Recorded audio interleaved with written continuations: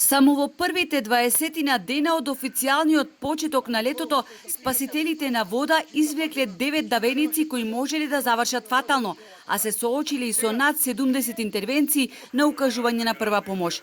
Ваквиот биланс на инциденти го вклучува алармот од потребата да се ангажираат спасители на сите плажи и капалишта. Во моментов во Охрид од 37 капалишта на крајбрежјето, само на 11 плажи се воспоставени безбедносни критериуми со ангажман на 15 спасители. Во соседна Струга, во ек на сезоната, на капалиштата не се обезбедени нити неопходните мерки за безбедно функционирање. Спасители има само на една од 17 плажи. Онаму каде што нема спасители, капалиштата се потполно небезбедни и треба да се избегнуваат, укажуваат од Охридскиот Црвен крст.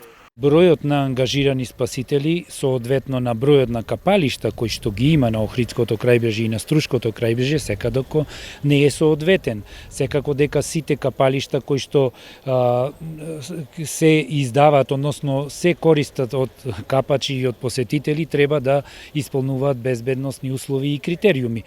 Она што треба да им се каже на туристите и да се апелира до сите оние кои што доаѓаат да ги користат капалиштата, да ги користат безбедните капалишта. Никаде на ниту една плажа вдолж целото Охридско-Струшко крајбрежје не е поставена табла на која согласно правилникот треба да стои дека капалиштето е небезбедно, вели Точков.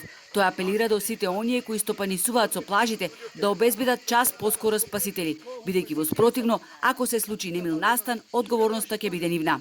Згора на се, Охридскиот центар за безбедност на вода 5-та година е без бродот амбуланта. Ето, го извадовме на површина, немајки капацитети финансиски за да го обслужуваме тој брод, но брод на амбуланта на едно лкаво езеро би било од голема корист, не само за интервенции акутни, она што што може да се случува на капалиштата во летниот период и интервенција на соодветна екипа со брз брод амбуланта, туку и преку целата година. Знаеме дека ние 3-4 болници имаме покрај брегот на езерото. Бродот амбуланта првпат заплови во 2011 и беше единствено ваков вид во Македонија. Многу е важно, вели Точков, еден туристички центар како Охрид да има на располагање брз брод амбуланта.